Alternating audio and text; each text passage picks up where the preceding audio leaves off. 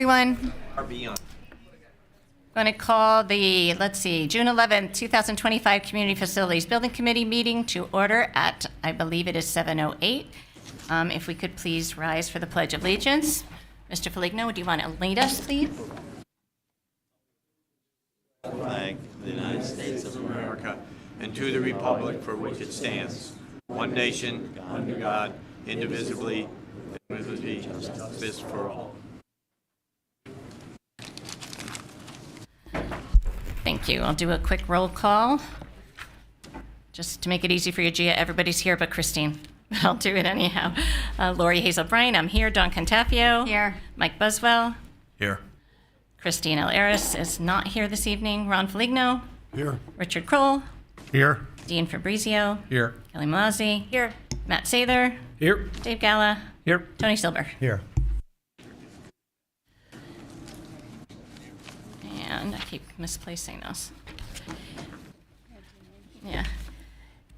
Okay, I could call for approval of the May 14th, 2025 meeting minutes. Oh, I skipped, I went backwards.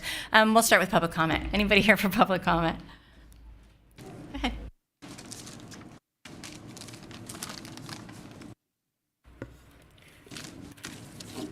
Linda Randall, 1114 Argonese Place, Commission on Aging. My brief comments this evening are about the church property and residential zoning. So whether you drive north or south of the church property, not only do you pass residential neighborhoods, you will also see multiple gas stations, churches, restaurants, 4 other townhome buildings, which include 2 firehouses and the town hall and the Board of Ed. These mixed-use properties have coexisted as neighbors for years, and neighborhoods not compromised. The present senior center is on a residential street, 40-plus years and counting. Simply stated, there is no valid reason that a senior center should not be built on this property, a building that is not whittled down to the size of the present center or less, but a building that in fact can have other usage for the residents, with all activity decided by the town. Thank you for the opportunity.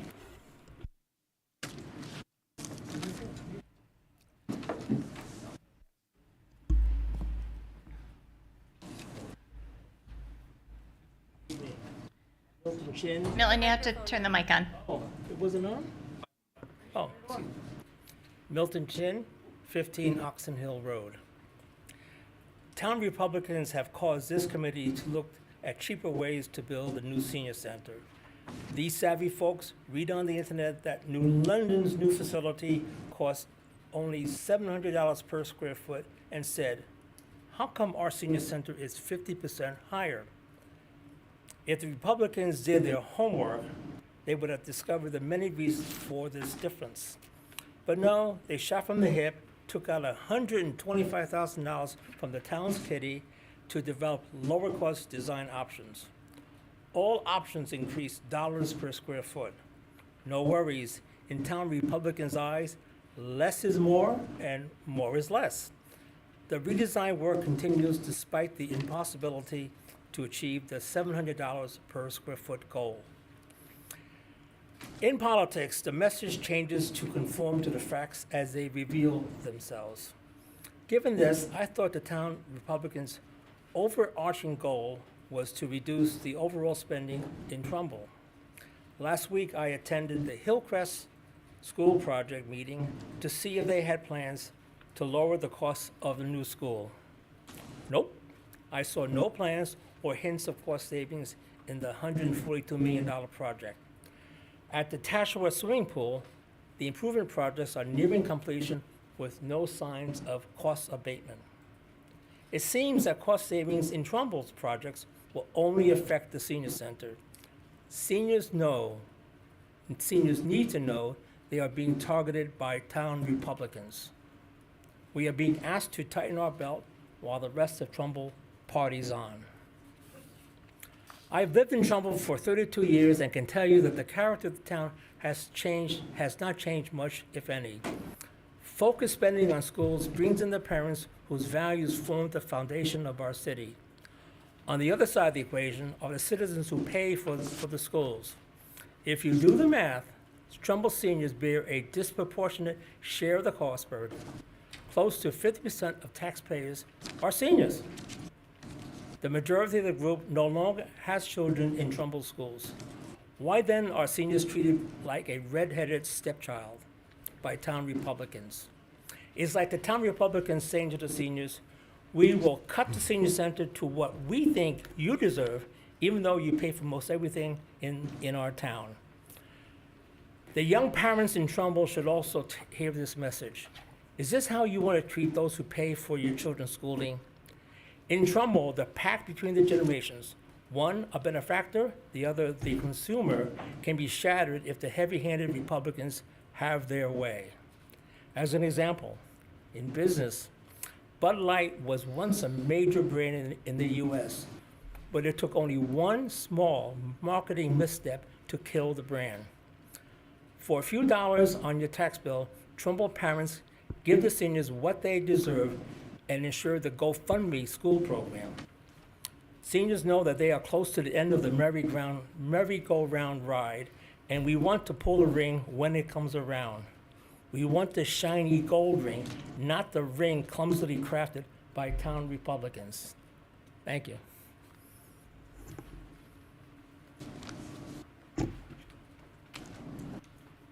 Jerry, I'm going to have Richard go next, and then you. He got up quicker. You're next. Richard White, 169 Churchill Road. I apologize, I didn't have time to print my statement. I've reviewed the three options from the agenda as well as the original cost estimate in preparation for tonight's meeting. I'm less concerned with the overall cost reduction goals of our town council than I am in meeting the needs of the senior center and minimizing the impact to the neighbors of the Grace Church properties. Tom has already shown that cost savings are possible. I have a series of questions. First was the original cost estimate in spring of 2025 dollars and the escalation soft cost, the money needed for a spring of 2026 groundbreaking. That was my assumption. Does a November 2025 referendum preclude a spring of 2026 groundbreaking and therefore require the need for additional escalation soft costs? Do you have the square footage for each of the primary spaces of the original plans, as well as for each of the three options for a side-by-side comparison? Does the two court gyms presented in the three plans allow for two simultaneous pickleball games, allow for half-court basketball with the required height, but preclude two half-court basketball games? For option 7, it appears that you have reduced the frontage or width of the building. Does this allow you to split the traffic with inbound traffic to the south side of the building and outbound traffic to the north side of the building? Does this increase the buffer distances with the neighbors? I think this will go a long way to reducing the impact to the neighborhood. For option 7, are you basically building at grade? Does this option increase the impact to both sound and noise to the neighbors? In my opinion, option 7, which appears to increase the footprint of the project by nearly 10,000 square feet, along with options 4 or 5, require a new 824 hearing. Thanks for your time.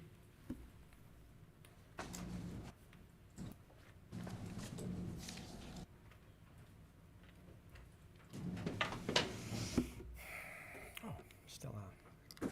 Good evening. Jerry Gregory, 45 Plymouth Avenue. I think it's a wonderful thing that we all stand and do the Pledge of Allegiance to the flag at the beginning of these meetings. It finishes with the phrase, "and justice for all." I think there have been no justice for the seniors in the representation of the final proposal for the senior center and its cost. My understanding is that the cost, the additional bond, is peanuts compared with everything that goes into the cost of education year after year after year. A one-shot for $32 million is a small charge, 1.5% to our tax dollar versus 70% for the education part of the dollar. And it's unreasonable not to put something together that the building committee has worked tirelessly to come up with a great proposal that fits the needs of the senior center now and the future and those who will be seniors later on. This is not just for us today. It's for everybody in the town, and the town deserves to treat the seniors with respect. The additional funding for all of these other projects are fine. We've supported them for years. Now support the seniors. Cost is not the issue. The plan is not the issue. The appearance and everything else, we can nickel and dime the cupola or whatever you call that thing. Take the fancy stuff out. But the solid part of the senior center should be built as designed and proposed. So let me finish again with the phrase that we all said together, and justice for all. Do what's right for the seniors. Thank you.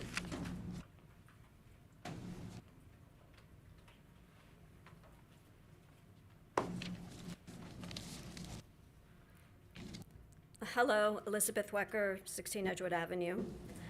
I'm hoping to hear some information tonight regarding the results of the geological testing, including an interpretation of those results, how the current plan and construction may be affected, especially in reference to the need for blasting, as well as the water table. Is that an issue? And if it is, how will it affect the neighboring properties? Will it require stormwater management? And how will this affect the budget?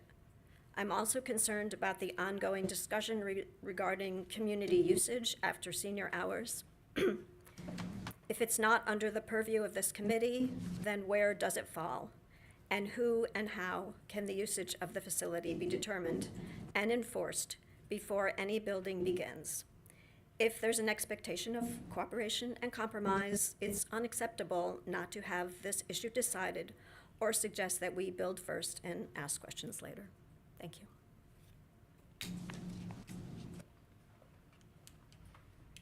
Anyone else?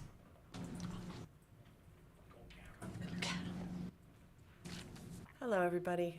My name is Karen Ballard. I live at 32 Fern Circle. I've been a Trumbull resident since 1989. And I'd just like to support the earlier comments of Mr. Chin and Mr. Gregory. I fully agree with them. And I also want the building committee and the folks on the town council to think about the long-term, down the line effects of having this building. It's not going to be one that's easily changed. This is like a one and done, and we're going to be using this for decades. So keep in mind that when I-95, which was, the Connecticut Turnpike, was built in the Merritt Parkway, people thought it was great. People got to where they were going really fast without stopping.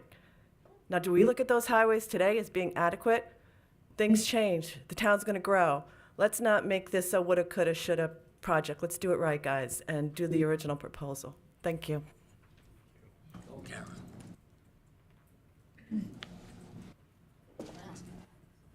Anyone else?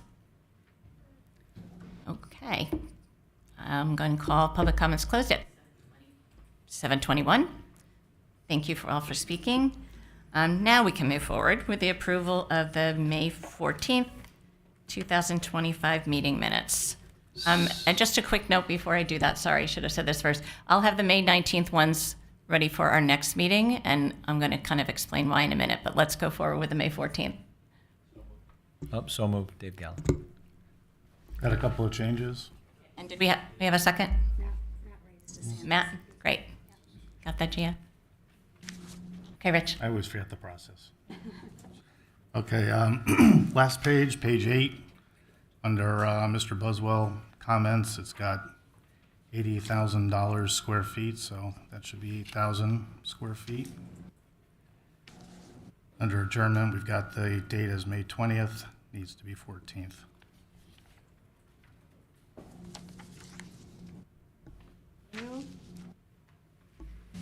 And then I will just add, actually, for you, Gia, let's see, I'm not sure which page it is, but it states from Mr. Gross, Nate Gross, had a statement that I know he emailed to us, and it wasn't included on the website. So if we could get that on the website, I'd appreciate it. Can I get an approval of the minutes as amended? So moved. Dawn Catapio. Seconded, Ron. All those in favor? Okay. Thank you. So the May 19th minutes, this will give me an opportunity, actually, and Gia will stop typing for a minute, but this will be our last meeting with Gia as our clerk. I know we don't always get to see her in person. She's usually right here and so efficient. She's been with us for a long time. Her schedule's gotten very, very, very busy, and so have we. So it's a little bit too much for her to take on right now. We are so appreciative of you and our many, many emails back and forth. I feel like I knew you before I even met you. But thank you so much for your wonderful work and the work you do for the town in general. So a hand for our Gia, please. So luckily, Joanne Orenstein, who was with us, I believe, at the May 19th minutes, is going to come on as clerk. So she will be joining us at our next meeting. But again, big accolades to Gia and her continued good work. And I think that covers it for now. So we can move on to our presentation. I have Rocco down here, but it looks like we're just here with Tom, so we'll see how this the electronics go, but I know as far as speaking, he'll do great. I just want to, before Tom starts to speak, we know what a kind of crazy process this has been for the last couple of weeks. I cannot begin to tell you how much work A&M Architecture, Tom and his team have done. Constant revisions, and also a shout out to Michelle Jacob and Ronnie over at the Senior Center, who have had tremendous input to kind of tweak these to a place where what our goal has been from the beginning, having the needs of the Senior Center met, and with community needs as well. But the amount of work that whole team has put in has just been above and beyond, and not everyone gets to see it. But when you get a text at 6:30 in the morning on a Saturday, you don't expect it to be your architect, but there it was. Above and beyond, we are so grateful. Tom will kind of walk us through. You guys have all seen them. Come up with any questions, and then we'll move on to how we're going to move forward from here. So thanks, Tom. Great. Good evening, Tom Arcari, QA&M Architecture. Scott Swamp Road in Farmington, Connecticut. Before I get talking about the schemes tonight, I'll just provide a few clarifications of our process and answer some of the questions I heard from the public. So we have spent the last probably 2 weeks coordinating the design of options 1, 6, and 7, alternate options with Michelle Jacob, to make sure that the design options reflect and maintain the programmatic requirements that were in the original concept. I will point out that while the concepts have actually gotten smaller from the original design, the majority of square footage that is lost is reflected in the reduction of the size of the gymnasium and some efficiencies we've found in some of the office areas. So program space for program space, they are all comparable. We've really just lost the gymnasium and some office space. We did present at the last meeting the geotechnical examination. I know there was a question about that from Ms. Wecker. The geotech report actually was quite favorable to the project. It essentially identifies rock at about 10 feet down instead of, we had originally presumed that most of the excavation would be rock. So that works in our favor. There is groundwater at about 4 feet above the original lowest floor level, but all of the new concept designs do not have a submerged gymnasium. So groundwater is at the base of the excavation in these concepts and won't be a challenge for the project. One of the options we'll present tonight, and you'll see it, option 7 does have an expanded footprint. but that should not affect the viability of the site. I would point out to this committee that an 8-24 approval process is essentially to determine whether the site can support the program and meet the health, safety, and life safety issues associated with the project. We're not increasing the size of the building, we're actually reducing the size of the building, reducing the size of the usage of the site, and we're not impinging upon any of the other areas. Option 7, all of the options become smaller in the north-south direction. I wish I could take credit for that, but a member from the general public had a pretty good idea at the last meeting that we incorporated into all of the concepts. So all of the concepts get smaller. Options 1 and 6, because the footprints get smaller, 1, 6, and 7, we can move the building, and the buffers to the neighbors in all 3 schemes get larger. Just they vary as much. So for this evening, let's see if I can actually make this happen. I've included the original design. This is for reference. We can go back to this. But I'll point out again that the biggest issue we have in terms of identifying the cost of the project has to do with the site. The site work development was very costly. And this is the original lower level plan, and you can see that the basement or the lower level is very large, fully programmed with the full gymnasium, fitness space, really oversized arts and crafts space, and human services space. The upper level, and I think it's important to compare upper level to upper level. The upper level has the multifunction space, the multipurpose classrooms, the kitchen, the games room, soft library, and administrative spaces. But I would point out that, I forgot how to do this. I would point out that this space is where we picked up the gains. So essentially, we shortened the building in this direction and added that square footage here in all of our schemes. So the building gets shorter, but the program area doesn't really change. And this was the original site plan. Some things to point out in this conversation are see where the building is and where the end of the building is in reference to the property line on the south, and then again in the north. In all of the schemes, the access drive stays about the same, so you can focus on this distance in reference to separation from the neighbors. I would point out that the original concept had a very large patio at the back of the site, and this is a submerged area that provides, egress from the gymnasium.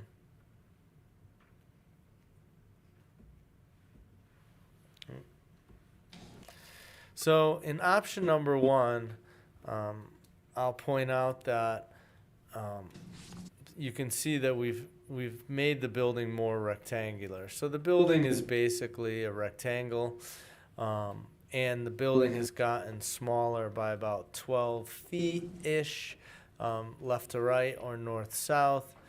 This not only reduces its footprint north-south across the site, but it creates a building footprint that's more rectangular in nature and a little, essentially a little easier to build. We've reconfigured the offices, so instead of being over in here, they stretch down, and then the games room has exposure to the rear of the site. All of the remainder of the program spaces are essentially the same. One of the questions we received this past week was, what rooms would support public meetings like this meeting. And I wanted to just point out that the multifunction classrooms, when combined, when the operable partition is removed, are approximately the size of this council chambers. It's only a couple feet shorter in each direction. We have some flexibility to expand that. So all of these spaces, 1, 2, 3, 4, 5, could be set up. They will all have technology that will support public meetings individually or in various different combinations.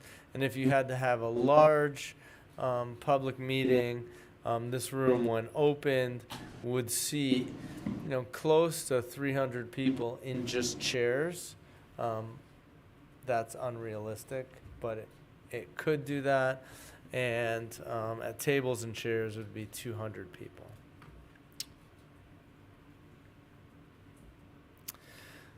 The lower level of option 1 is where we see significant savings.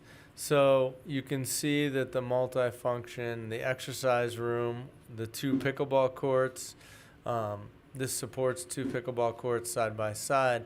But you can see here, we've brought the basement in significantly.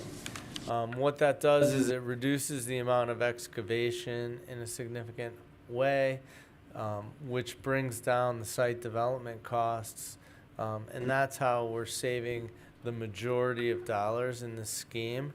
You will see that the total square footage of this building is now at about 27,000 square feet, 27,000 and change in this configuration, in lieu of 30,000 and change. So we've saved about 3,000 square feet. So not only are we reducing the amount of excavation, but we're saving, space. Even at, let's say we save half the square footage, $400 a square foot. That's, $1 to $1.5 million just in square footage that we're saving, plus the site development costs that we're saving.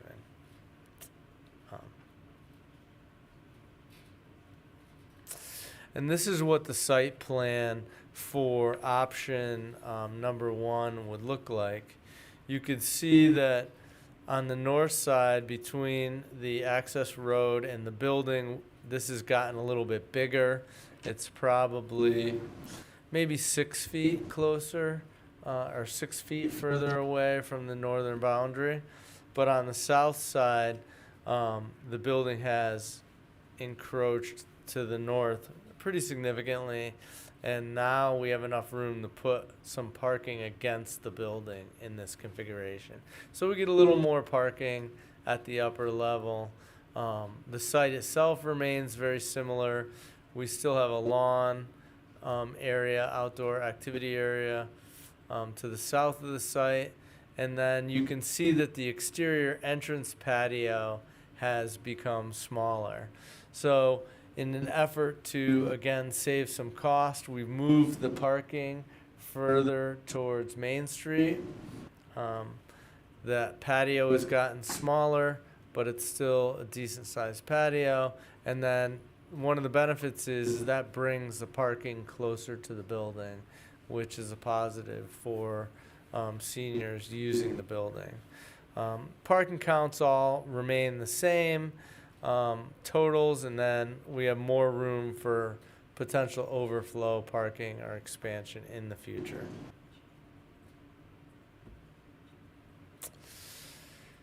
Option 2 is very similar, or option 6 is very similar to option 1, in that the building has been squeezed north to south.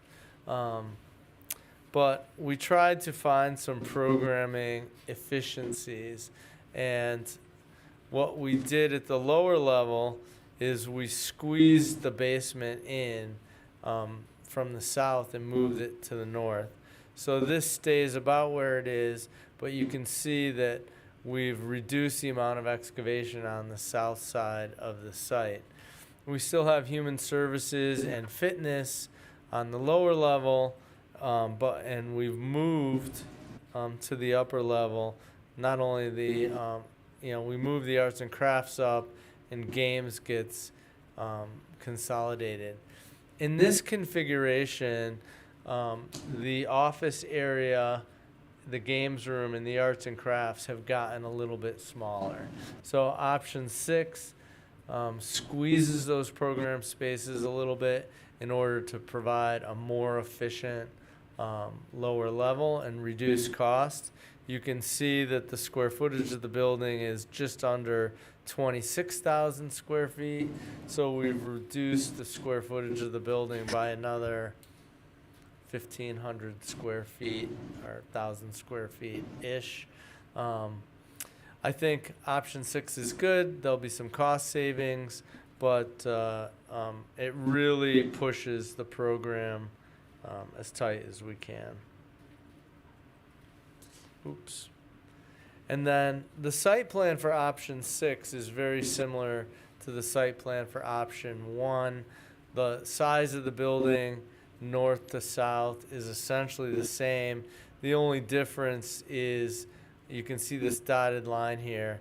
That dotted line represents where the lower level footprint is. So we're saving a little bit of excavation, and we're saving a little bit more cost on size of the building. And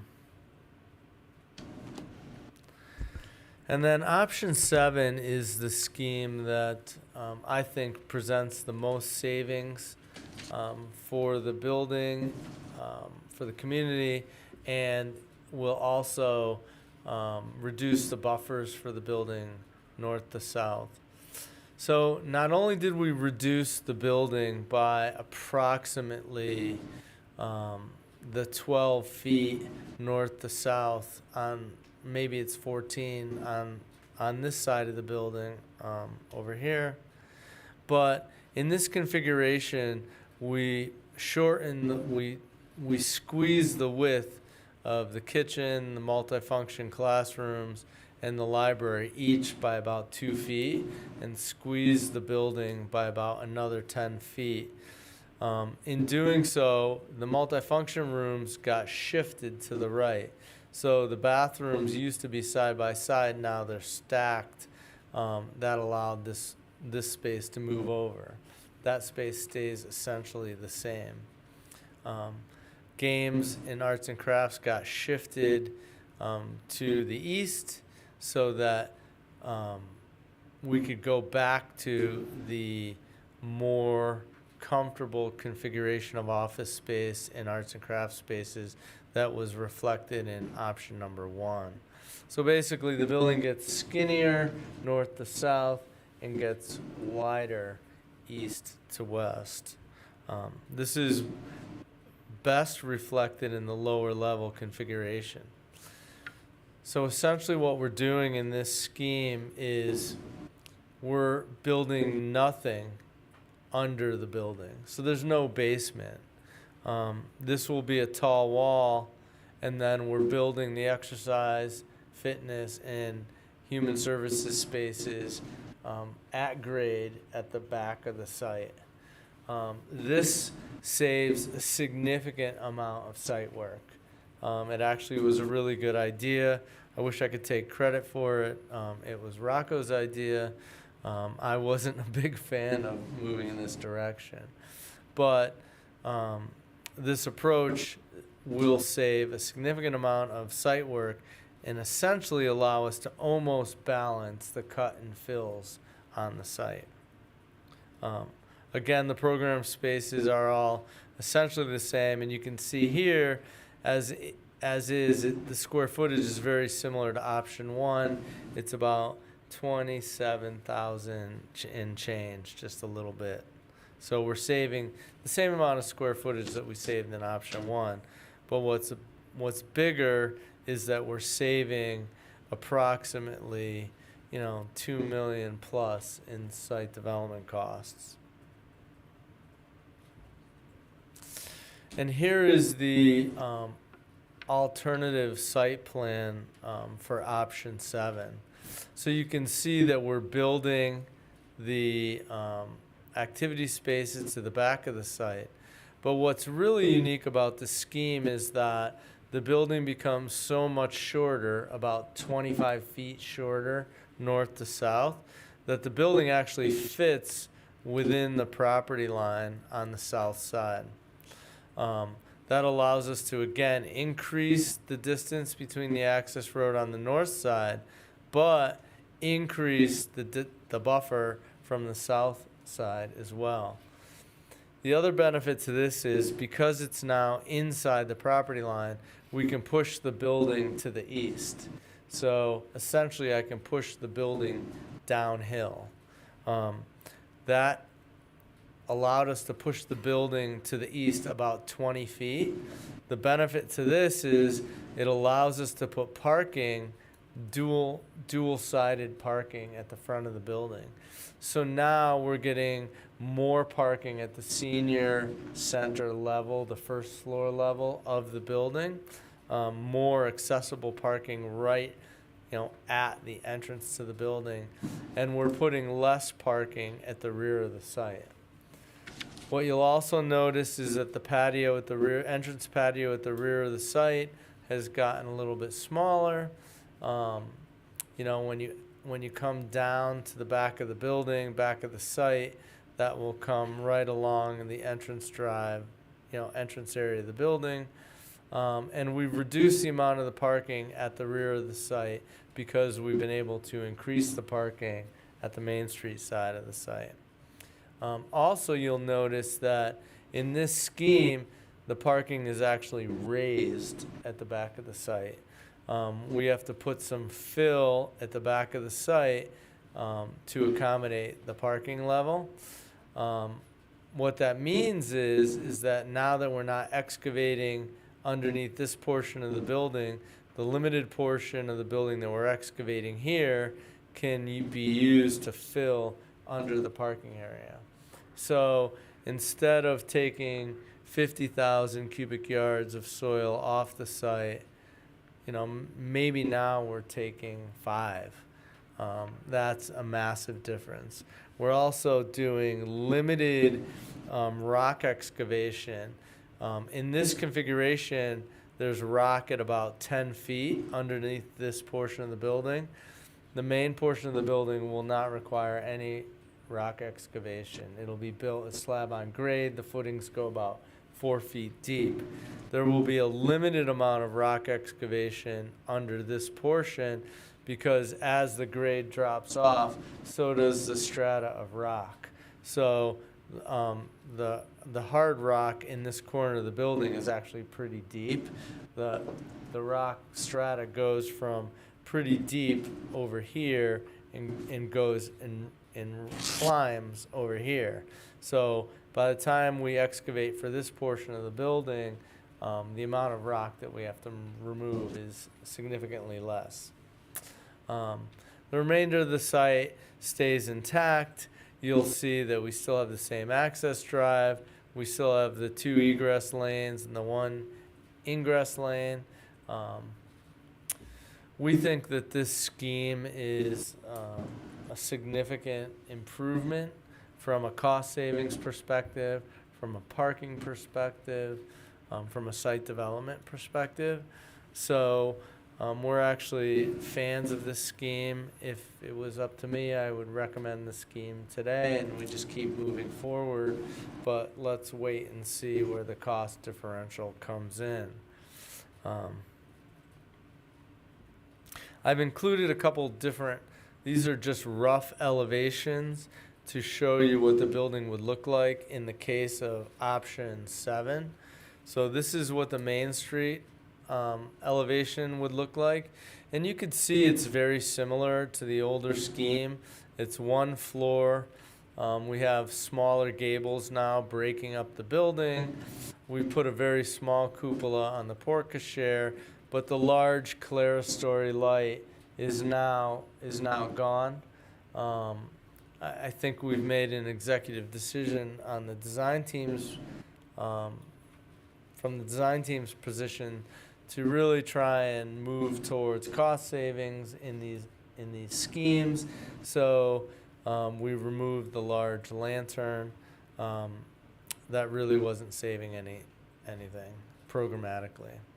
And then you can see the rear of the building looks very similar. It's hard to tell in these images, but this portion of the building is actually protracted. It's out, and there's a flat roof on top of that exercise gym. This is what the massing of the building would look like from Main Street. Again, you can see that the height of the building is very similar to the structures adjacent to it. Maintains its one-story aesthetic from Main Street.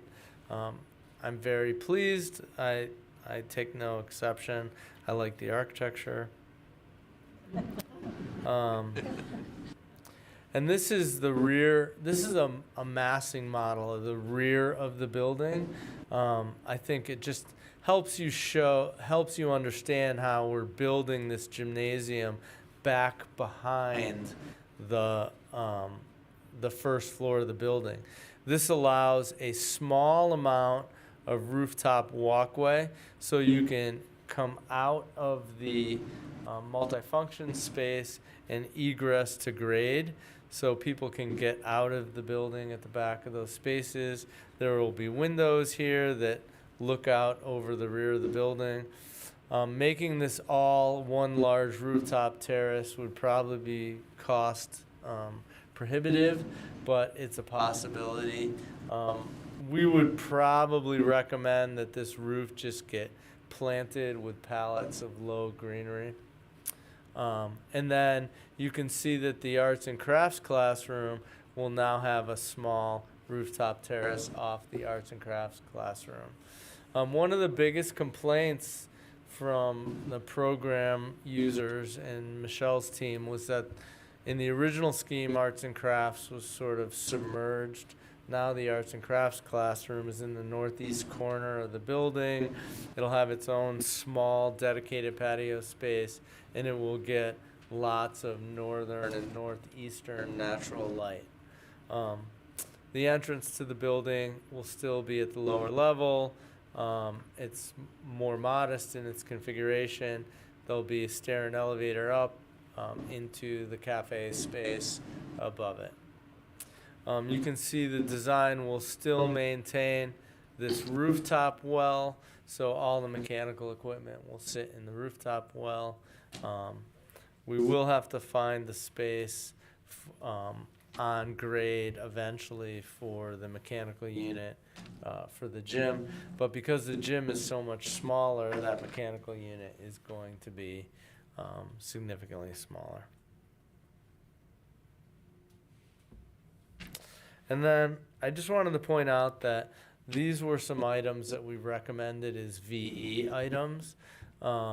We've decided at this point in time that anything that didn't have a direct impact on programming should be removed from the base bid scope of work and added as an add alternate to the project.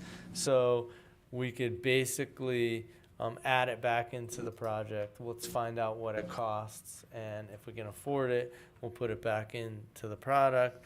Eliminating the clerestory light was an easy one. Manual partitions versus automatic partitions. This is a really big number.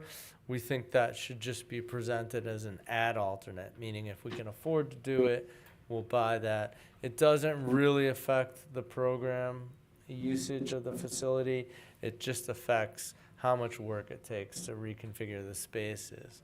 Removing the stone from the rear facade, removing the fancy ceilings that we had in there, those darn architects.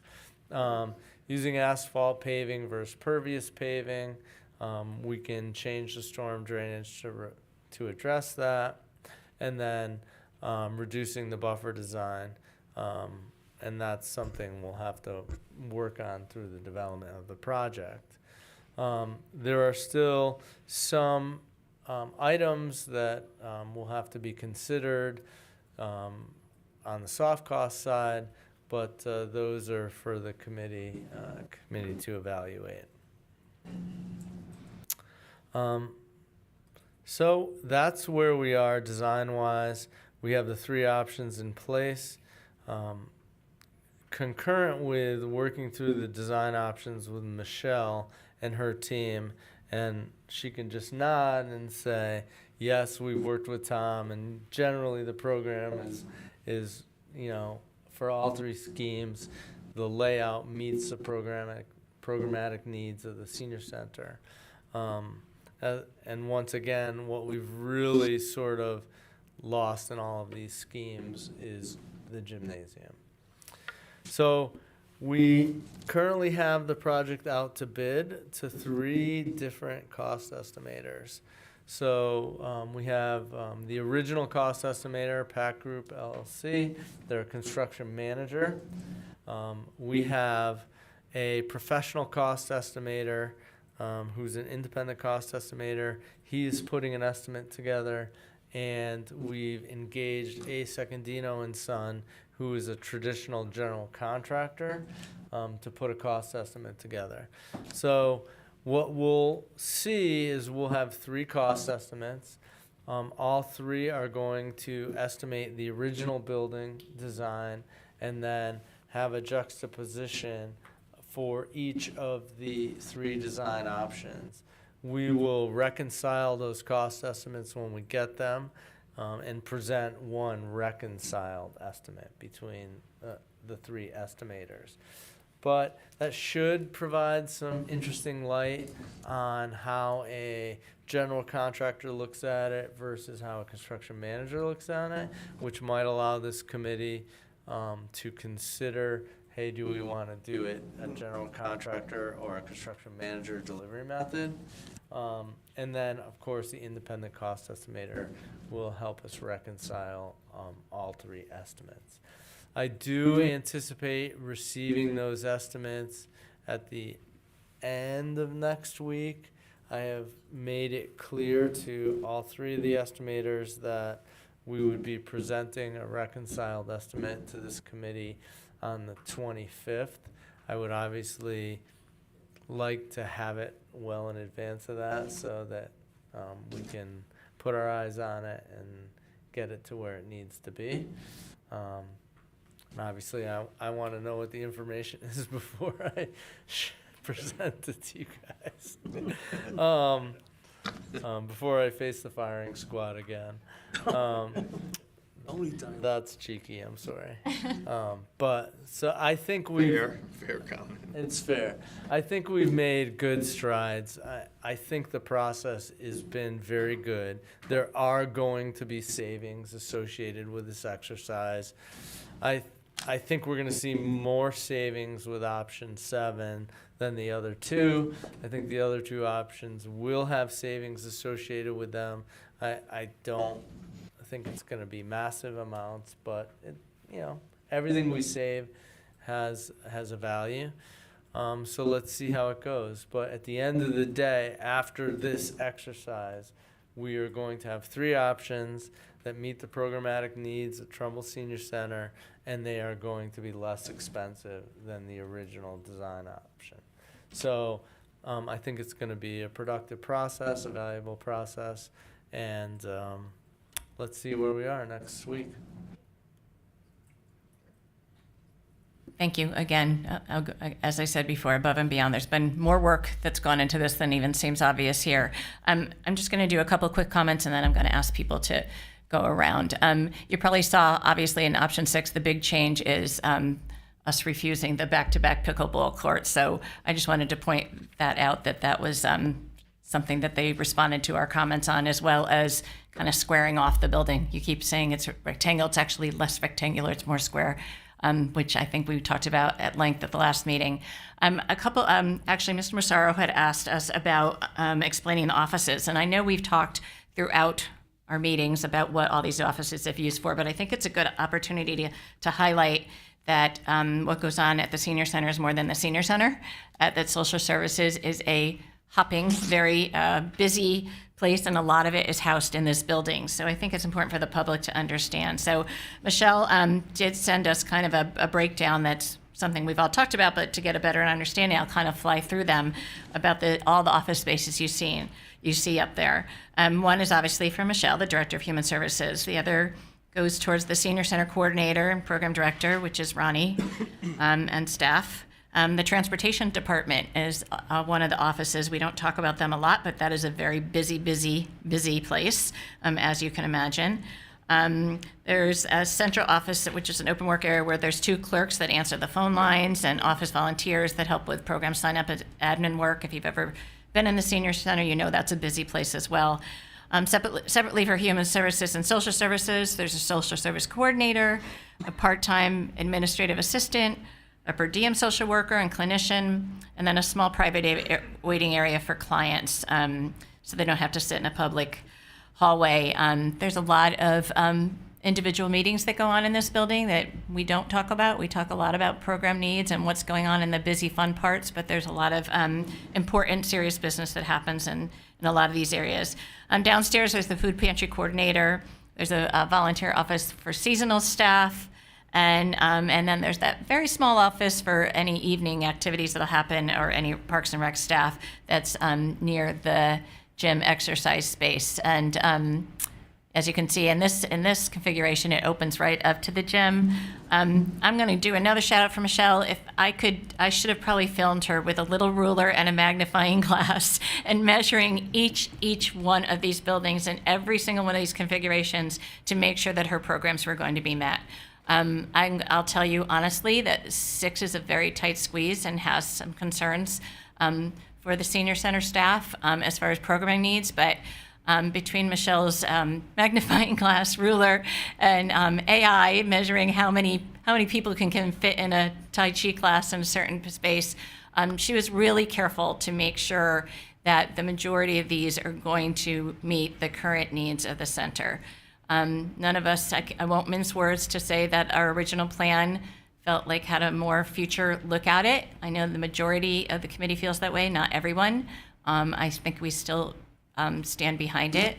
I'm not personally not too lost about a 3rd pickleball court. I know that's probably offensive to our pickleballers, but I am concerned about the other spaces and making sure that the needs are met. So I'll just reiterate what Tom said, that the goal of this is to make sure that every room can fit what is happening there and what we foresee can happen in the future, and then to have some flexible space for the community as needed. So those are just my quick thoughts. Anybody else that can go around, or if you want to just raise your hand if you would like questions or thoughts.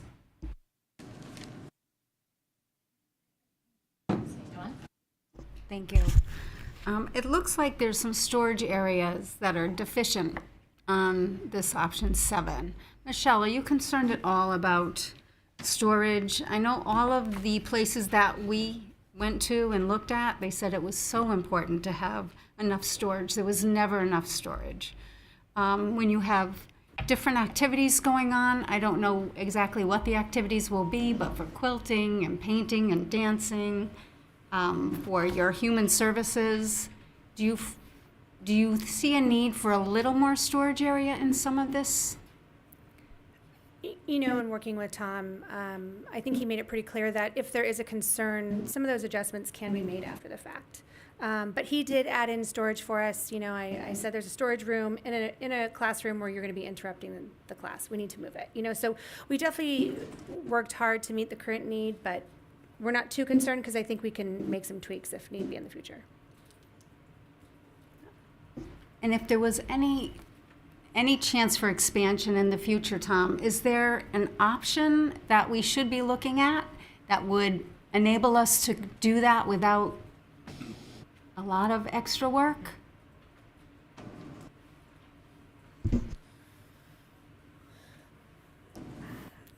Ultimately, you could expand the building in the future in small ways. You could, hold on, let me get to the site plan.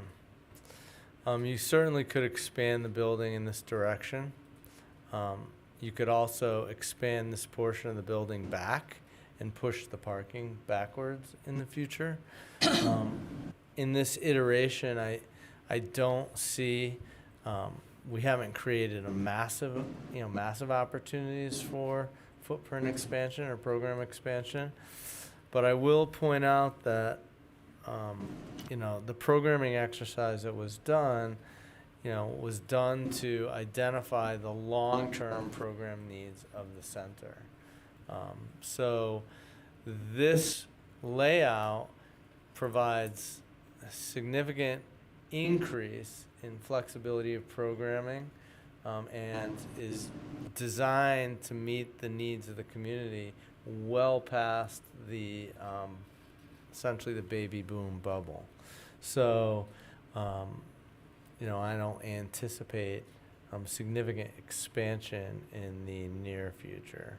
And any change in warming or cooling for the seniors or for the town, if we need to use that facility for that? No, it still could be used as a warming center, and certainly it could be designed as a shelter. That's just a community decision. And I would point out, in regards to storage and the development of the space, as the concept continues to grow past referendum and we get into the detailed design, walls are going to shift and move, and storage will be increased where it needs to be.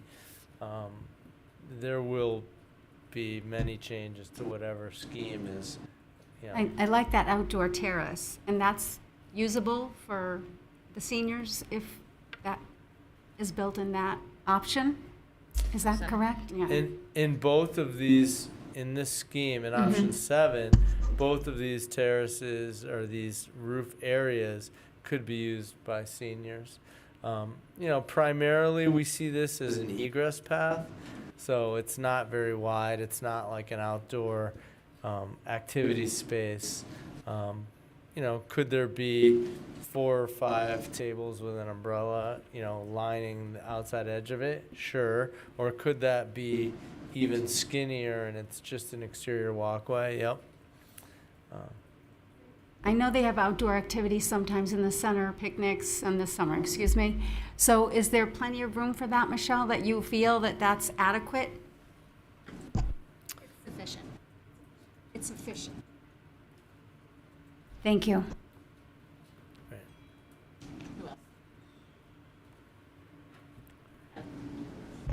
Tom, I want to commend you on your use of the word squeezed. I haven't heard that word that many times since the 80s when my friends and I were getting ready to go see them live in concert. So well done. I think it's interesting that you've had to use the word squeezed 11 times in this presentation. But I do have a question for Michelle, and I assume it's fair to ask you to weigh in. Do you have a preference from 1, 6, or 7? It would be extremely useful to us to know what your thoughts are between these 3 options. My preference will always be the original design, because that's what we built together. But out of the 3, 7. I think just all of it together, Tom's done a really great job, and making changes to the other designs. This one's still the top. Okay. And I'll say it was a process to kind of get there, because I don't think 7 jumped out at you at first, but really working with Tom and realizing how this can work, it became a much more, it looked like it was going to work the best.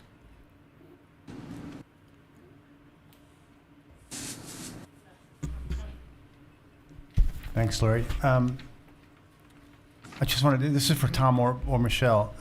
If you look at the original design, the storage is like exponentially more than any of these 3 options, especially option 6, which virtually has nothing. And I'm not sure how you reconcile those 2 things. I mean, do you need the storage as presented in the original design, or do you not need it? So, because there is a really significant difference. Well, that's a good point. There is storage in every space, but you're right. Some of the storage has been reduced. As we continue to develop the plan, we'll be looking for ways to, increase the storage in the right areas. Remember, we're doing this very quickly. For instance, this is just an example. You'll see that this particular space has room for the pickleball court to move over. We could reconfigure this storage and get storage along this entire wall.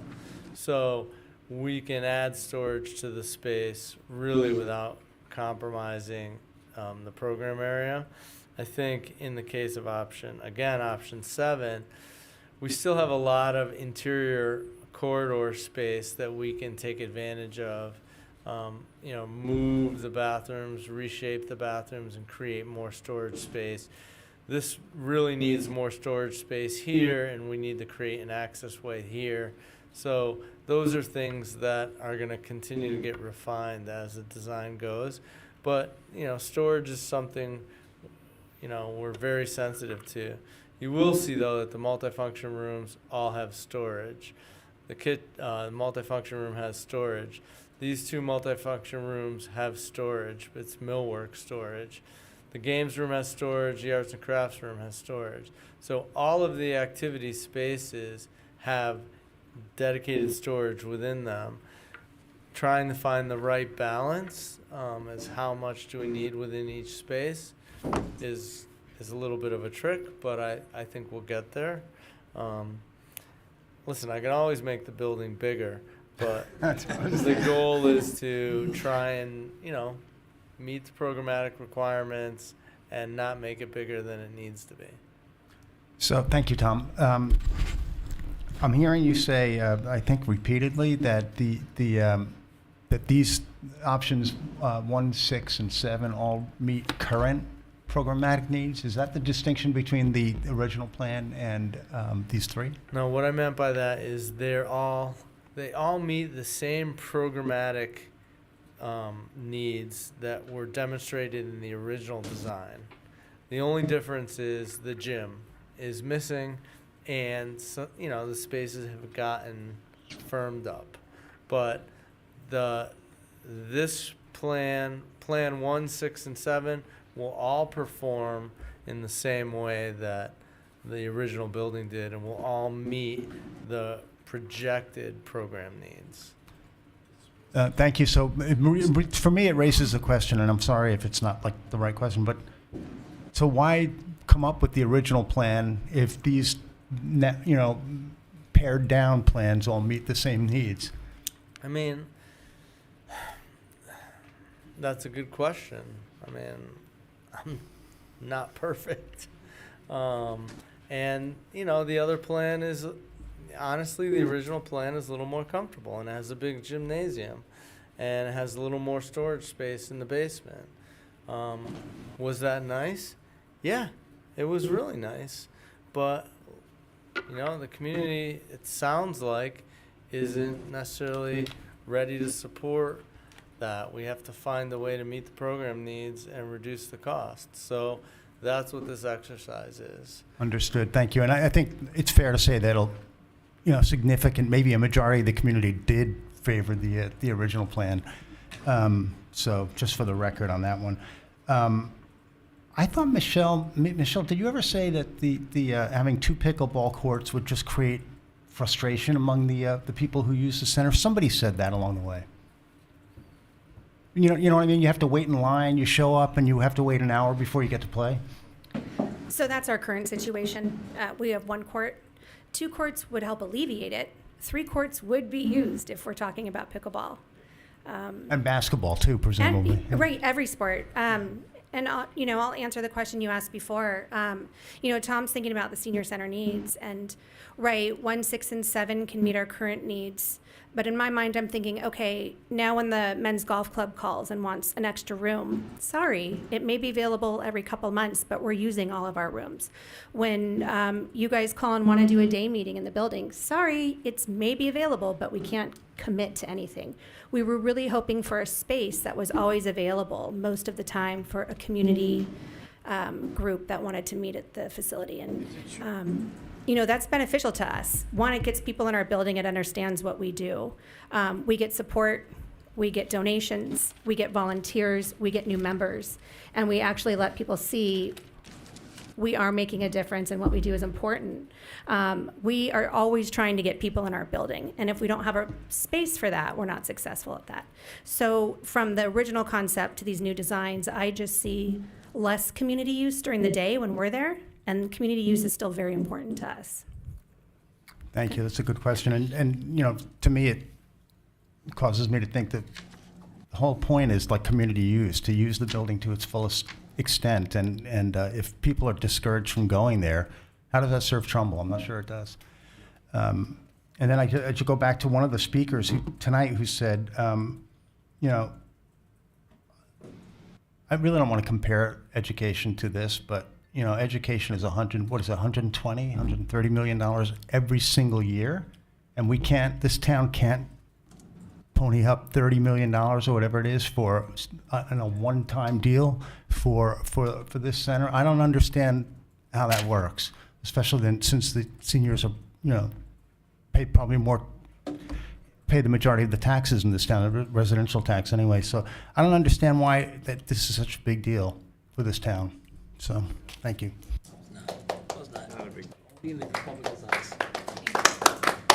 Other thoughts from the committee? Rich? Rich Kroll wasn't on my original list, but since Kelly inspired me, did you have to drink a lot of black coffee in bed while you were doing this? Only people just an age And you have to be a younger senior to get that. I'm tempted to answer that question. So the process maybe has been a little painful, right? And I was an advocate for having the full-size gym if we could do it. But I do think there's a lot of benefit to having the reduced excavation, the reduced need for blasting, or possibly no need for blasting, and also the groundwater avoidance. I think all of those things are improvements to the project, and make the project easier to accomplish. One question was on the driveway. Is the curve going to go back to a full 90-degree curve versus the more gentle curve that the emergency services had asked for?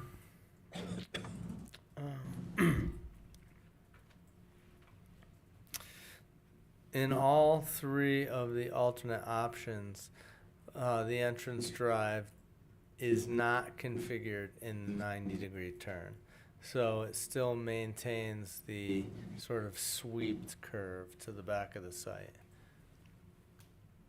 That looks like more of a 90-degree to me, right? The other one was kind of flowing into the area more, wasn't it? Once it squared off, we kind of lost that.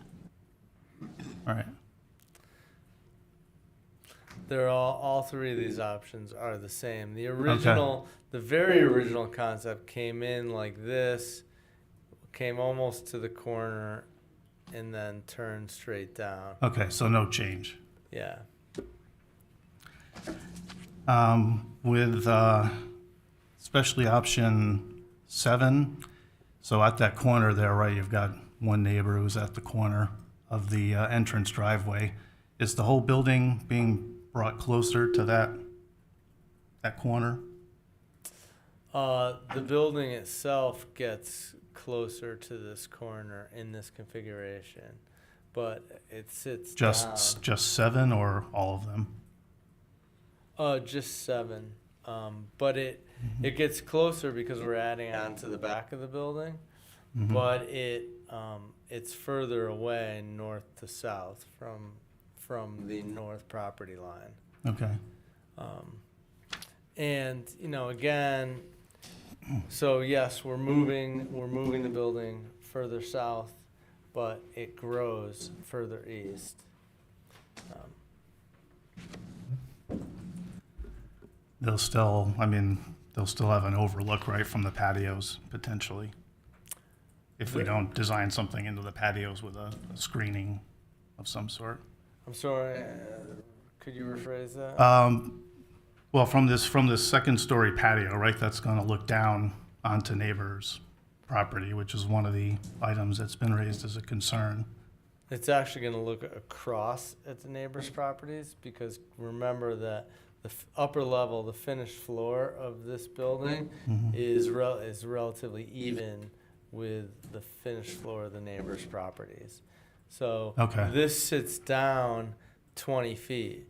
So on this side of the entrance drive, there's still retaining wall and fences and buffer because this road drops, 18 feet from here to here.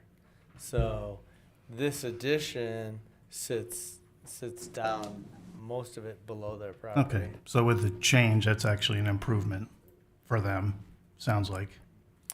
With the buffering on their property, then there's not going to be as easy, you're not going to be looking into their property as easily, it sounds like.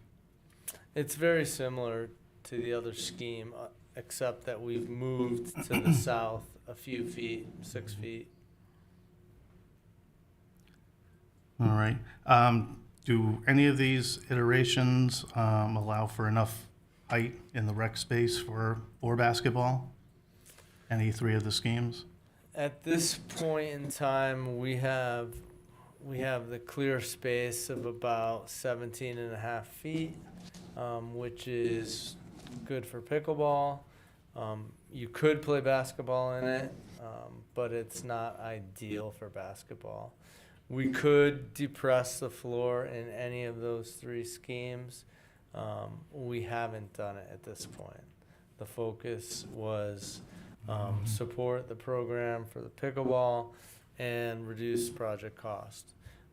But all three schemes have the potential to be increased in height.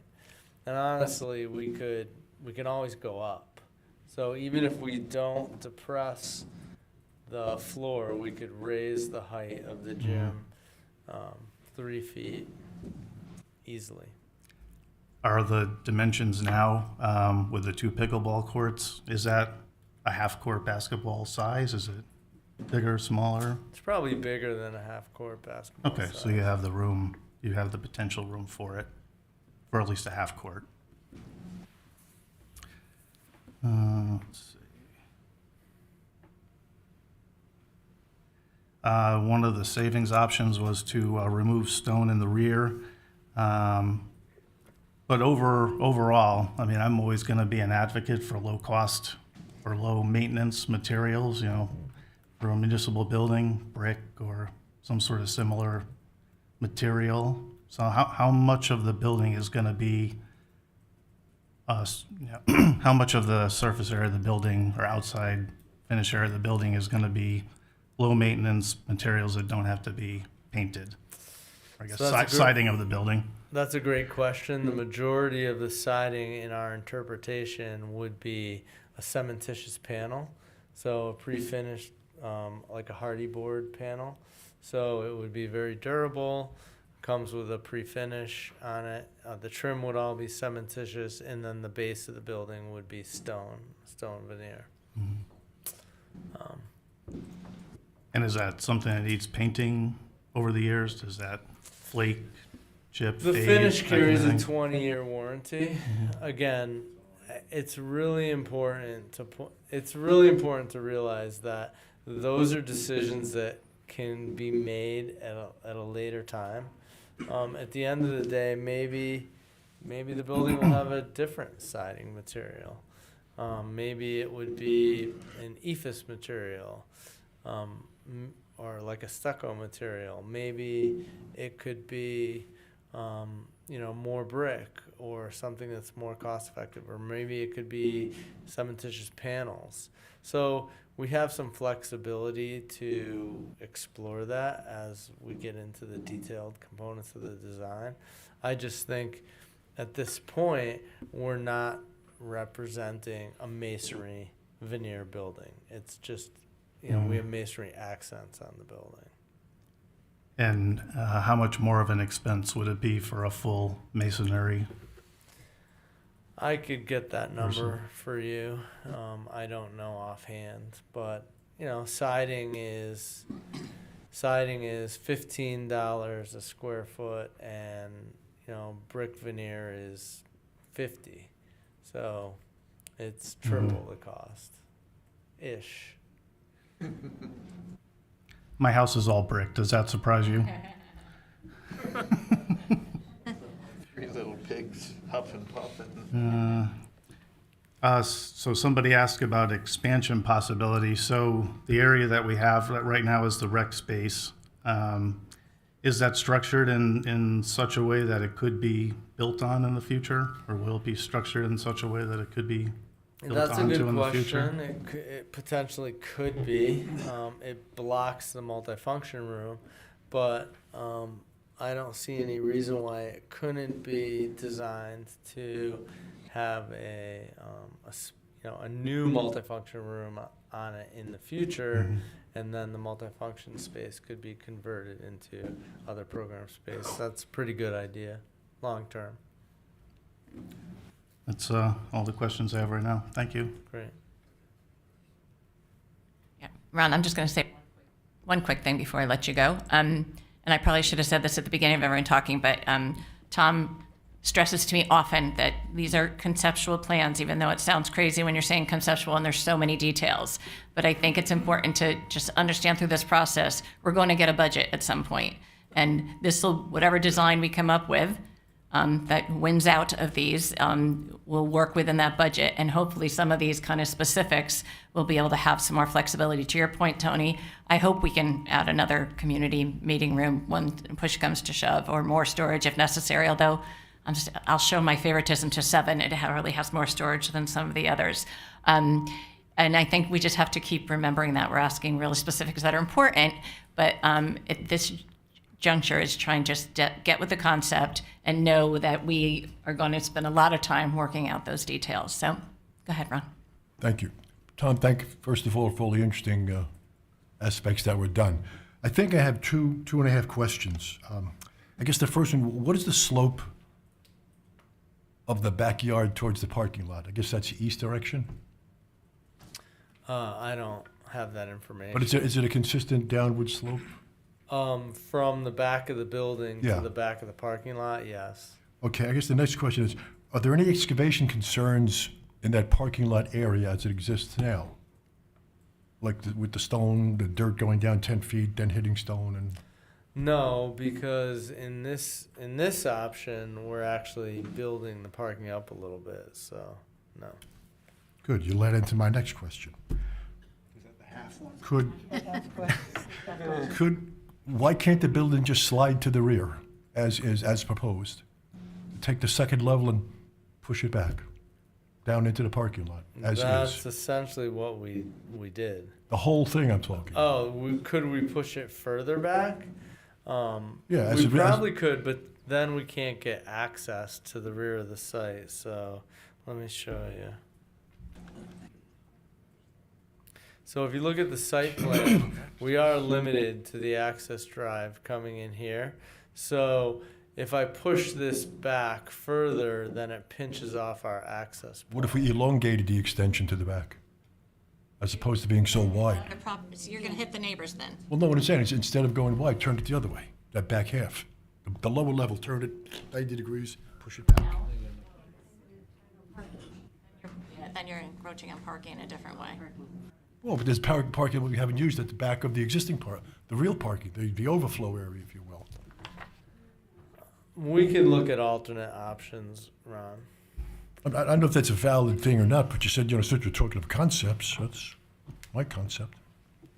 But at some point, we got to hone in on what we're. I understand what you're saying. I don't think financially or programmatically that's going to be a big help. I understand what you're saying. I think keeping it especially when we're looking at this site, keeping it in a square is going to work for the flow of the building a lot better than kind of L-shaping it. I wouldn't argue against that, but I thought the original contention was that bulk of the cost was an excavation. In this one, we're not excavating at the Right. back end. Right. So that wouldn't change. In your scenario, that wouldn't change. There'd be less upfront in the original. In the original, we're excavating towards the front of the building. With the sliding it back, there is no excavation in the front of the building. So that excavation stays the same savings, I think. It's just a thought, and thank you for listening, Tom. Who else? So, Tom, thanks again so much for putting all this together. Greatly appreciated. Quick question for you on option 7, because maybe I missed where you said it. The rooftop patio that goes above the gym area. Not a patio. Yeah, so it says roof below. Help me to understand what roof below means. Is that just that's literally just a roof, or what is It's that? actually roof there. So this whole thing would be a flat roof area at approximately the same elevation as the multifunction room. We're proposing a walkway, pavers, decking of some sort here so that you could get out of the multifunction room, get over to the lawn area. More importantly, you could egress out if there was, let's say, a fire in any of these spaces or some sort of life safety concern. There's ways to get out. Over here, this other portion of the roof would be unfinished. It could just be roof surface. It could, but I'm thinking it could just be low pallets of roof greenery. So. Okay, and I think I heard you say that before, so thank you. But if you can go to the like the elevation of the rear of the building in option 7.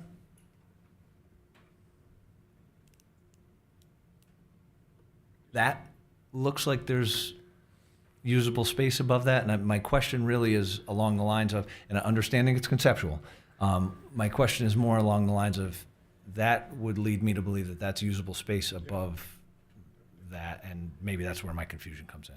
Help me to understand. We put the rail at the outside edge here. That rail could be here. This could be usable space. It could be an entire rooftop terrace. But I'm kind of proposing at this point, let's not make it a rooftop terrace, just from a financial standpoint. Dave, were you talking about usable space that's not an outdoor space? No, I'm talking about Okay. usable outdoor. I like that. That's, if there's an option to use an exterior roof for usable space, potentially programmatically, it makes some sense. It's a good idea. There's nothing that. You drew the physically picture, so I'm prevents just. us. No, I know. And it's a good point. It could be an outdoor activity space.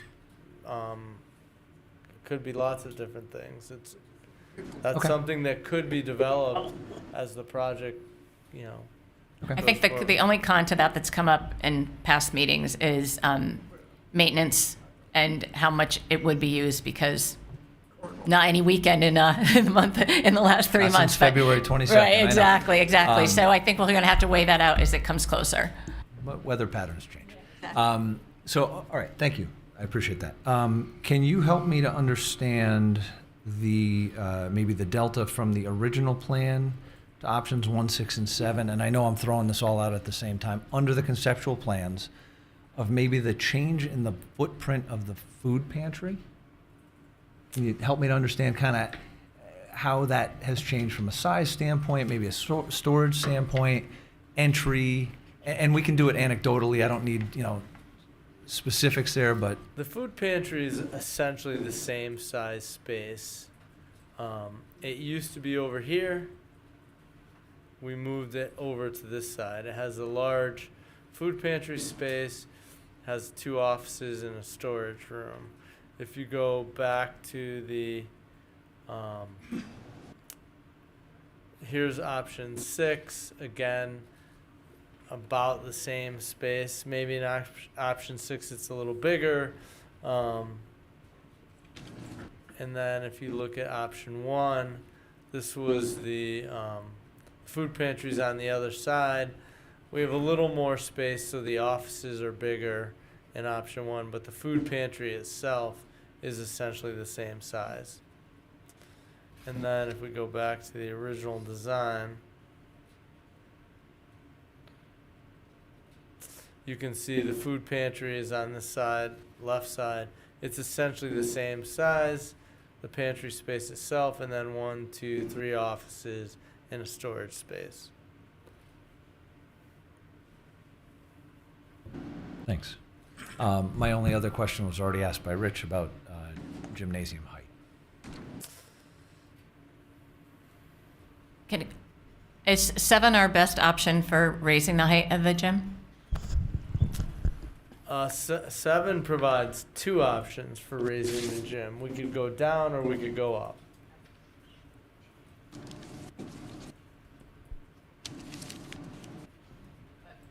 One and 6, we'd have to go down. Correct. Okay. Who else?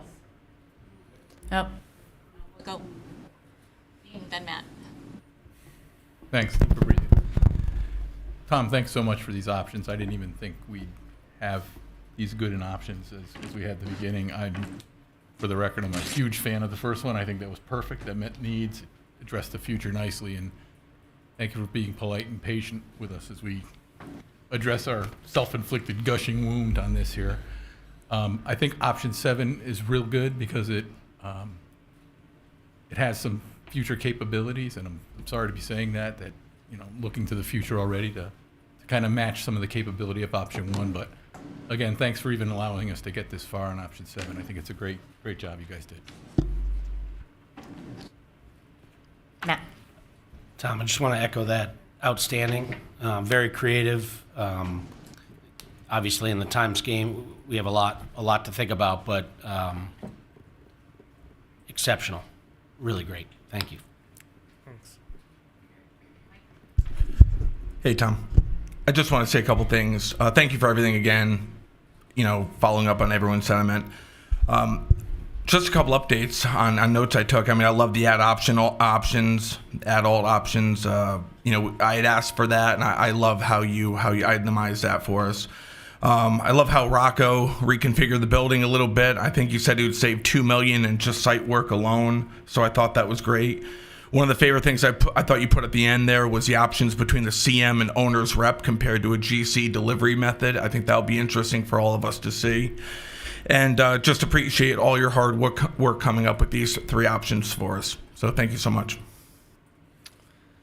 Welcome. You're getting kudos from everybody. I have one more, but while that's up there, I know that reduced buffer design is going to concern people, but I don't want to talk about buffer size. We're talking about what may go into the buffers when you're looking at that. Yeah, in the original design concepts, the buffer design had, sort of morphed in terms of the feedback we heard from the public. And the last iteration showed stone pillars and infill panels, a fence, and, we may not be able to afford a stone fence. Maybe it needs to be, a nice,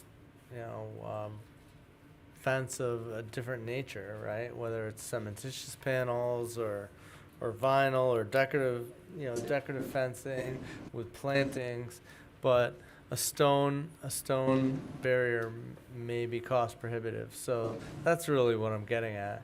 I mean, it doesn't mean the buffer is going to go away. Let's just figure out how to do the buffer in a less costly way. And just to, I keep putting things on, but if you've seen any of QA and work, nothing is not pretty. So I am not concerned at all about what these will look like. I think we'll find different degrees of what that can be. So I just want to stress that. And Dawn, you had something? I know it's conceptual, but I had a question on that well on the roof. Mm-hmm. Is that cost saving to do that? Is it more expensive to do that? I don't need an answer right now, but maybe if we just had a kind of a look at the cost of that. I think it's not necessarily more costly or less costly. It's a little more costly to make the well area, but in order to put the mechanical units someplace, we have 3 options basically. We can put them on the roof. We could build space in the building to put them, or we could put them at grade.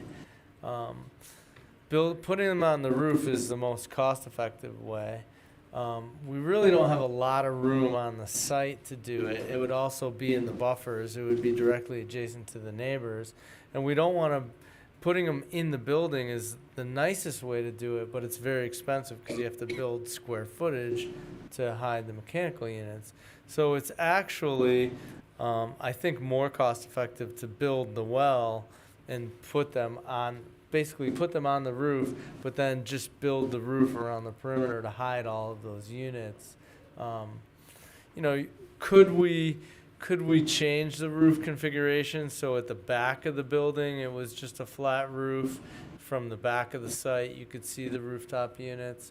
We could do that to try and save some dollars, but I really think this is the friendliest way to conceal all of that equipment. And have a buffer for the neighbors as well. So that's kind of an idea. Thank you. And thanks again for all your, I was the only one who didn't thank you for all your hard work. So Well done. thank you very much. Anybody have any follow-ups? So just some ending thoughts here. Actually, there's more to that motion than just coming up with designs, so there's other parts that we need to be focusing on. The steps between now, we are meeting again in 2 weeks, mainly be talking about the cost estimates and our presentation to Town Council on July 10th. The subcommittees are on July 7th. I will not be here for July 7th. I'll be talking to my Vice Chair about that, but hopefully I'll be able to zoom in, but we'll be here on the 10th. I also want to, while I'm thinking of that, encourage committee members. I mean, I'll get up and say something. Tom, of course, will be doing the big presentation, but you're all citizens of Trumbull and are welcome to make public comments at any town council meeting or subcommittee meeting. So if there's something you feel strongly about, I want to encourage you to use your individual voices as well. Tom, now that we have more of a site plan, I'd like to send those to Megan, the fire marshal, just for her to take another look and have that little exercise she does. So we can send those this week. That would be great. Other than that, backing up what Tom said, approval-wise, we are covered from where we were before, is my understanding. I have reached out to some town departments to get an idea. I'll kind of read off the motion here, but it's about getting operating and maintenance expenses, and it's not a black and white area. So we'll be working on that, talking to Tom, talking to some departments, and see what we can come up that will hopefully answer that to the best of our ability. There is a part about comparative data that they asked in the motion, and I know, Tom, you addressed this last time. I don't know, I think as a committee, we have to decide how to address that. And I mean, maybe Mike, you can kind of lead that charge, but I know when you talked about it last time, it's a really difficult task. There's not something that was built at this site at this time in this environment with these exact same elements. So I guess I'd like people to have some input on that, give me some direction or how we want that, but it obviously needs to be addressed. It was part of the motion. And then the last part of the motion was a tax impact, which I'll be getting, I would imagine, from town people as they did to our original plan. So we really need to be focusing on these other areas as well now that the good stuff has happened.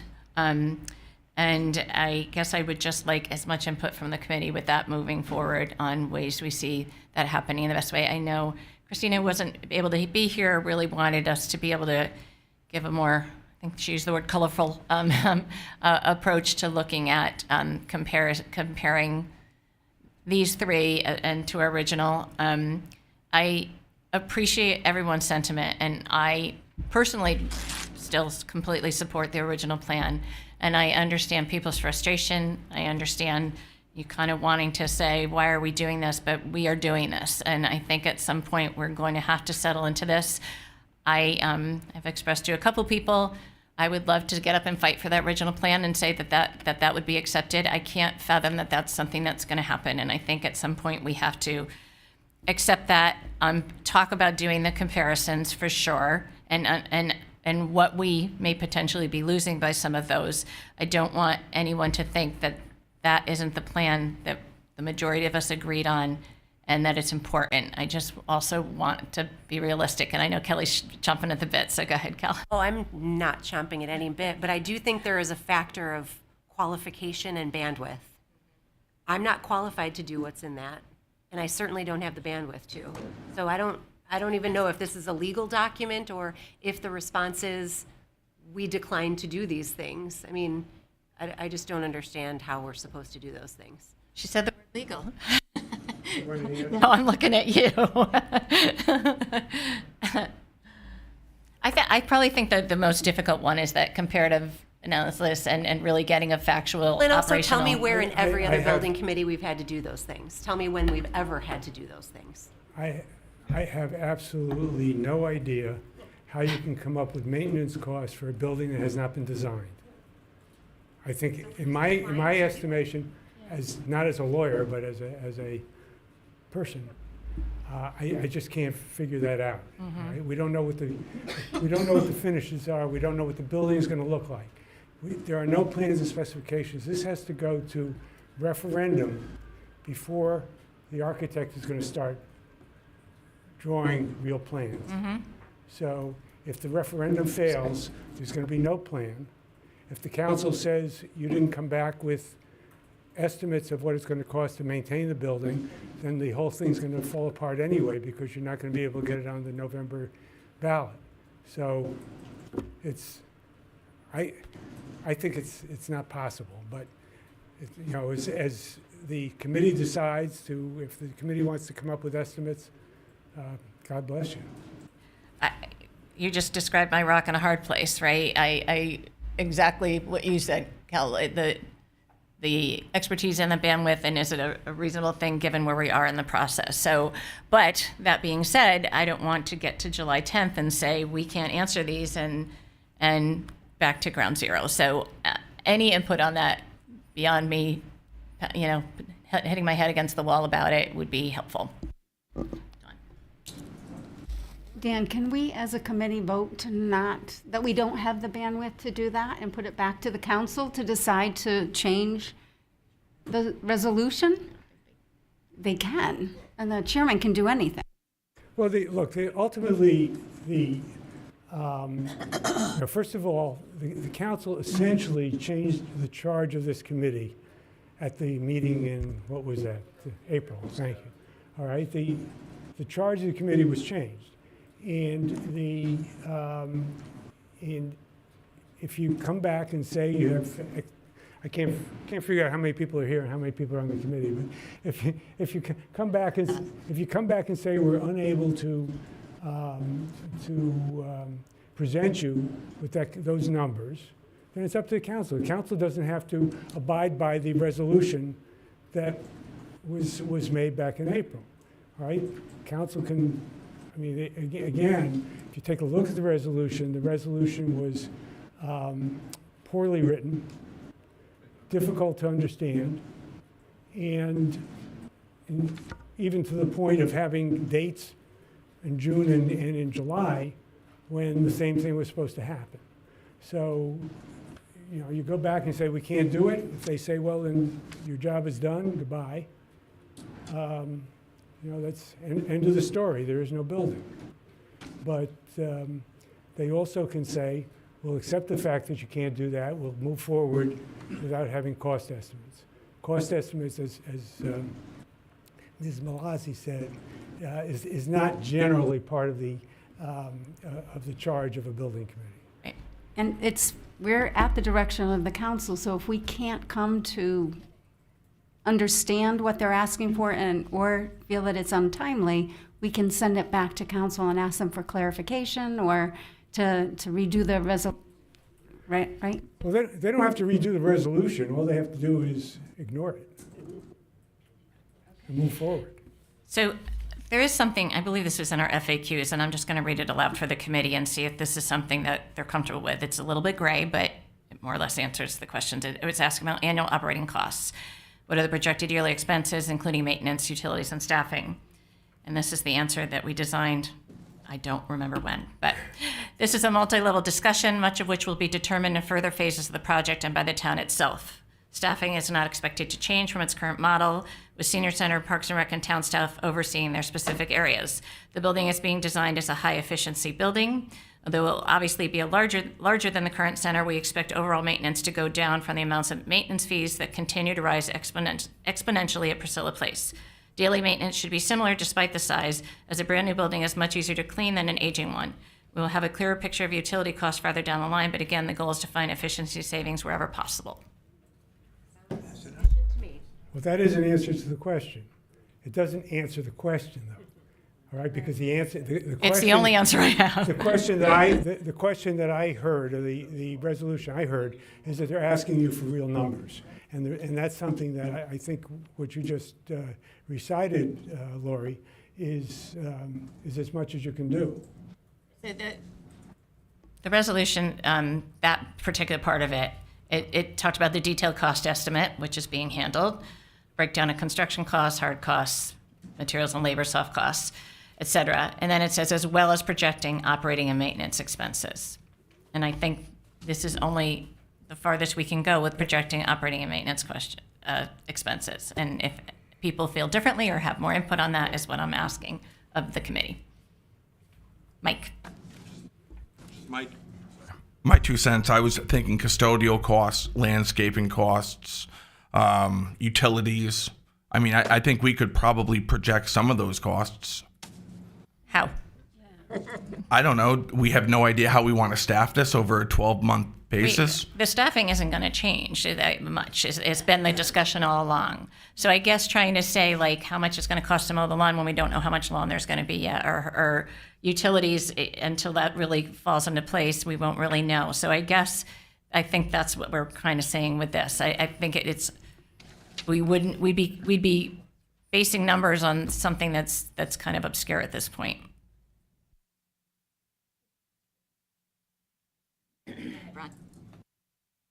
I just have a question, or rather what I'm reading from the document I think you're referring to. One of the things that they'd like is a site plan adjustment.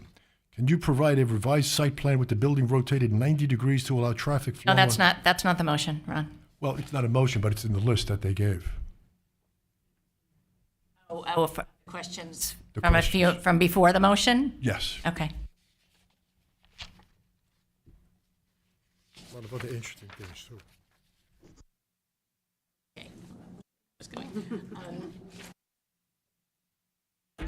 I'll continue to talk to town departments, see if we can get some general numbers. I don't think they'll be accurate. I'm not really even sure, and that's kind of the answer I've gotten so far. But that's the best I can do. If somebody has better, please go at it. I welcome any input. Let's just put it that way. The comparative data issue. I don't really even know where to start with that. We've talked about different centers and different things, and every time it's like, well, this says this is that. Is that something? I'll go with bandwidth, which just means my time.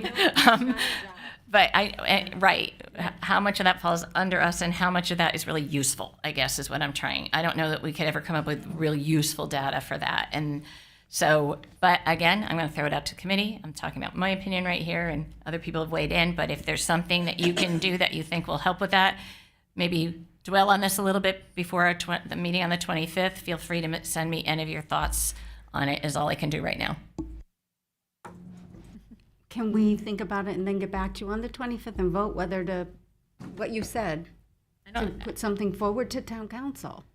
I mean, because we can't do that. We don't have the bandwidth to do it. So we should make a motion, or as a committee decide whether we want to do that or not. And present it back to town council. Is that a smart thing to do? Is that a smart legal thing to do? I'm sorry, I missed the... She's saying for the committee to vote to say we can't answer these questions. Yeah, you can do that. It's up to the chair, though. No, it's not. No, it's not.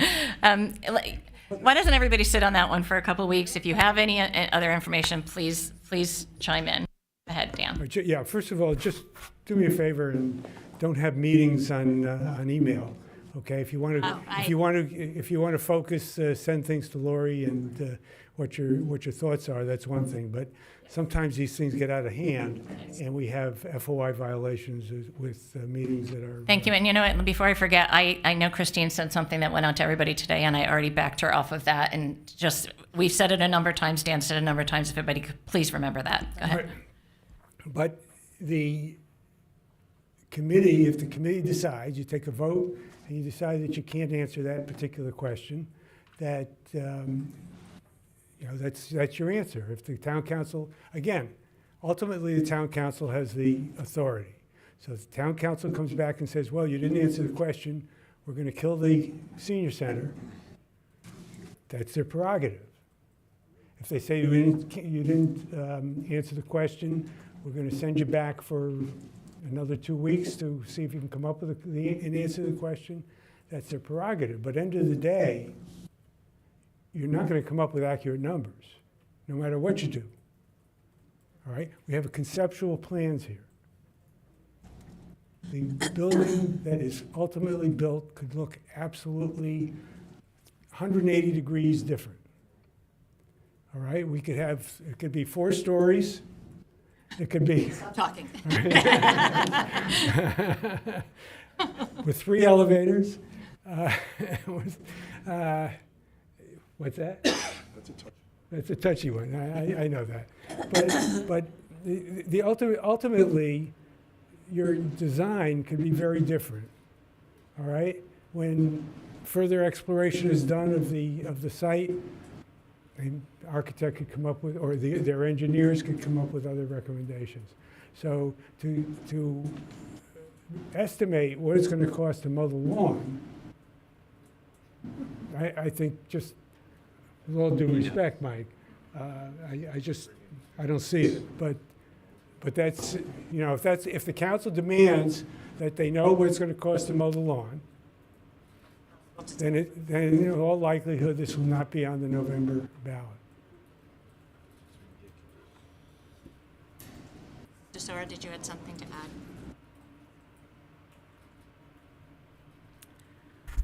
Dan probably said it better than I can before. Obviously, conceptual plan, you can't come up with actual amounts here. But we can ask our Public Works Department to give some estimates. And I think that's what you should do, or I certainly can ask them to do that for you if you want me to. I've asked, I just haven't gotten an answer yet. Okay. Well, I will follow up with, I think George has discussed this many times, actually, but we'll ask them to come up with some actual estimates for you, as best as they can do, because as we said, it's conceptual in nature.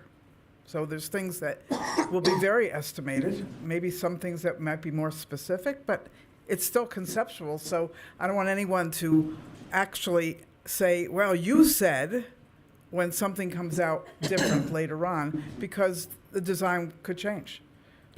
That's my concern, is if we throw numbers out there that aren't actual or don't even come close to what we're supposed to be supposedly delivering to the council, I don't want to be responsible for that. Right, I think there has to be a disclaimer there, right? This is to the best of anyone's knowledge based on a conceptual plan.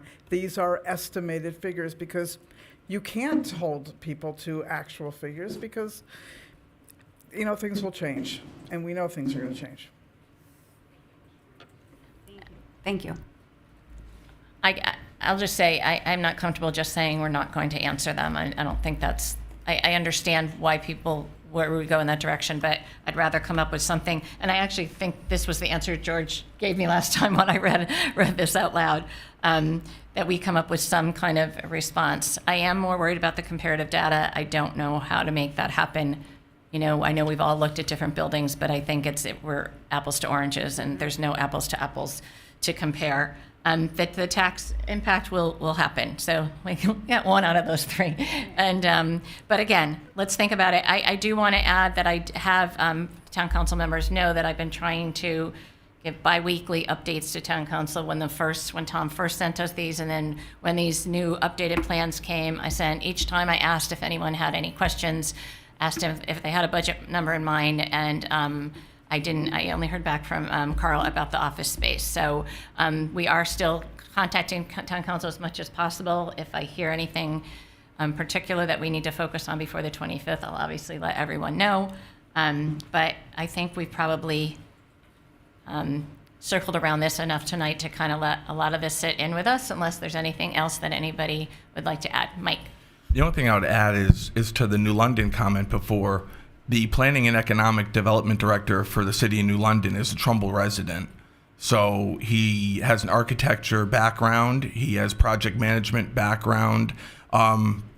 He had expressed an interest to help us if we needed anything. So I don't know if we'd ever entertain adding an additional person, or if it would be within our charter to add a liaison. But we do have an expert that's building a building twice our size, and he's gone right through this. I'm sure he could be an asset for free to be able to help his town. So if we're looking for an expertise and expert help, like, we have that option if it's there. So what do you mean by adding on, just to get his? Adding another committee member, or if we don't add another committee member, we could add him as a liaison to help us with some questions and feedback to be able to provide to either Tom or to whatever GC we hire. I mean, it can only be an asset, and it wouldn't hurt us. Yeah, I think in the future, I mean, we couldn't obviously add another committee member before July 10th, but I guess what I'm trying to figure out is, and if you're talking about in the future, that's great. We'll take all the free help we can get, right? But I don't know how that ties into what we have to present on the 10th. Well, no, I'm just bringing up the option because we've okay. talked about this. So, I know we can't do anything between meetings, but this is an option that we can entertain between now to the end of the conclusion of getting this built. So. Oh, yeah. No, so I guess you're not talking specifically to answer this part Nothing of the to do with that motion on the 10th. question. Okay. Just something that came to Clarification. mind. No, that's great. Thank you. Okay. Yeah. Rich Kroll. When we talked to George about maintenance and operations, I mean, could we maybe ask him to take the approach of, we have an existing building, he knows what that costs to maintain and operate, right? And then he'll see these 3 conceptual plans we have. Could he maybe approach it from a standpoint of, I think it will cost the same, I think it'll cost 20% less, I think it'll cost 20% more, something, maybe along those lines? Based on what he knows about, the town has some new buildings, right, and the town has. In a past discussion with him, I think that was kind of his approach where he came up with this generalized, and yes, I will definitely reiterate that with him as well when I speak with him. Thank you. Okay, I think we're good, right? Did I miss anything? My agenda's buried. I think we're good. We are meeting in 2 weeks. We'll really have to pull this together. I already said the dates. That July 7th is the subcommittee meeting. July 10th will be the full council meeting. Obviously, their agendas go out earlier, so this information will be pulled together by then. If anything comes between now and the 25th, please reach out to me. And I appreciate everybody's time and thought. And call for adjournment, please. Motion to adjourn. Second. At 9 o'clock. All right. All in favor? Yeehaw. Thank you all.